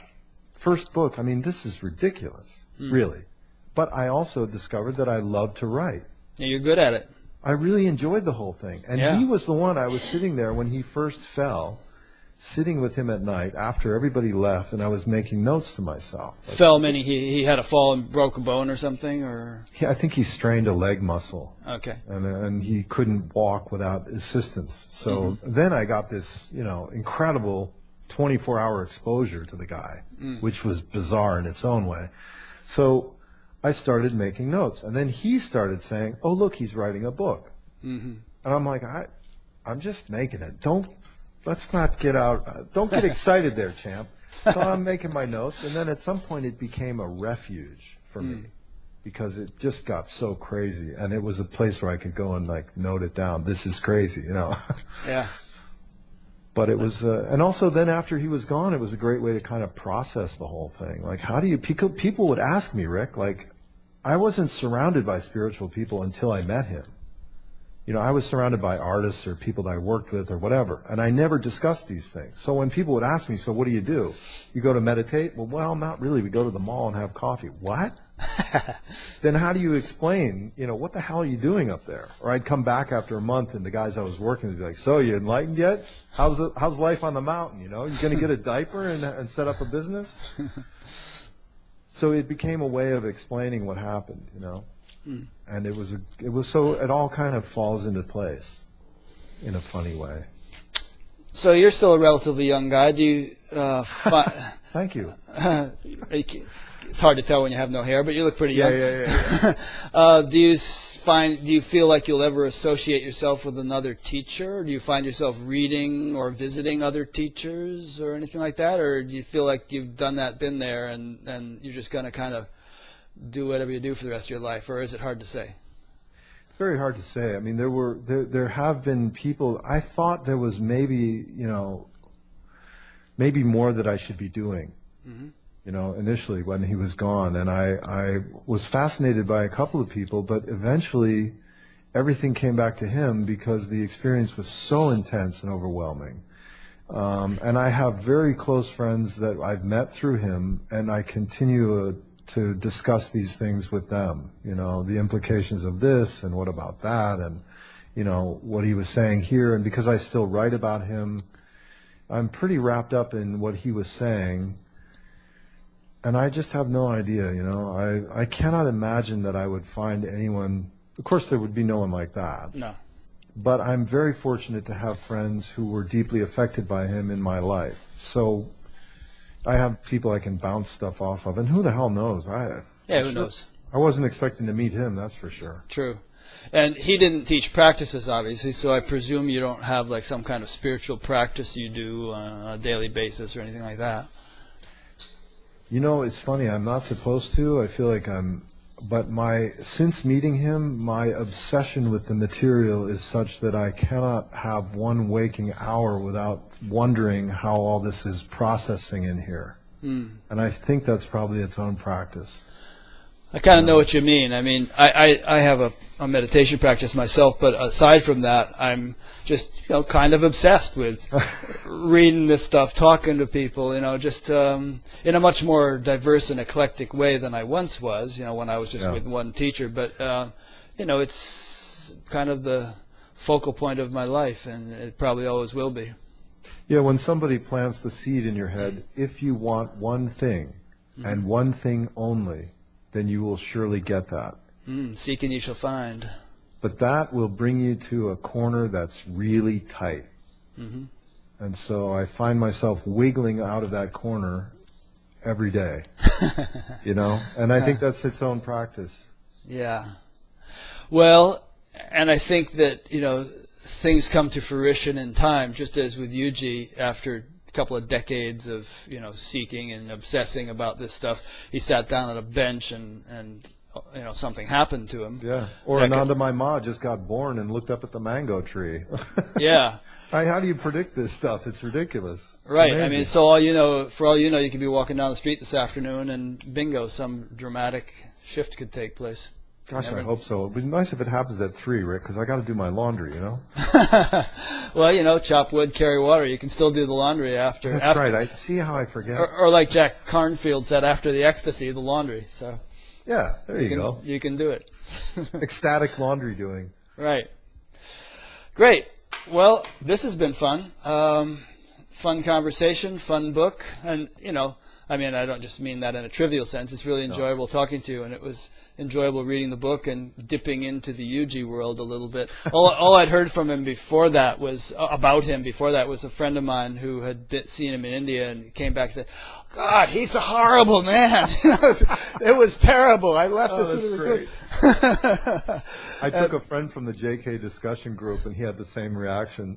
Yeah, but I realized there was more to it, and of course your book paints a much more multicolored picture than. Well, that's good. Yeah, it does. It really captures your love of him, I think, which was beautiful. And there's just, despite all the craziness and the difficulties and all, there's this love that shines through, and it's really sweet. Yeah, I would have been most objectionable. I would have found that word horrifying, but there's no way around it. Yeah, it's evident, Yeah. And even at one point in this interview, you almost began to cry at a certain point when we were talking about it. I could see the emotion welling up. So it's very sweet. Well, Rick, I just really appreciate your giving me your time here. I've seen your interviews. I think you're doing a great service there, and I'm always surprised when someone takes an interest. So it's a pleasure to be able to talk about it. Yeah. Well, thanks. I really appreciate everything you've done, and the efforts you've gone through to make this book and everything. I think it's worth reading. I think for people, it'll give them a different perspective on spirituality, and perhaps our conversation, will be a taste of that, and they can decide whether they want to read it or not. But I should put a warning on the label. Those parental warnings. And I'll link to the book from your page on batgap.com. It's called Goner by Louis Brawley, The Final Travels of UG Krishnamurti. And do you have any wrap-up points before I make mine? I guess not, Rick. No, okay. I mean, if I haven't said it yet, I can't say it now. Yeah, well, it's been a good conversation. Yeah, thank you very much. Yeah, you're welcome. Thanks for having me. So let me just make a couple of wrap-up points to those who have been listening or watching, which is that this interview has been is part of an ongoing series, and there are 170-something of them now, all archived both on YouTube and on batgap.com, B-A-T-G-A-P. That's the easiest place to kind of check it out, because there's a alphabetical listing there and also a chronological listing of all the people I've interviewed, and also a page announcing the people I have yet to interview, including a link where you can send in recommendations if there's somebody you would like to see interviewed.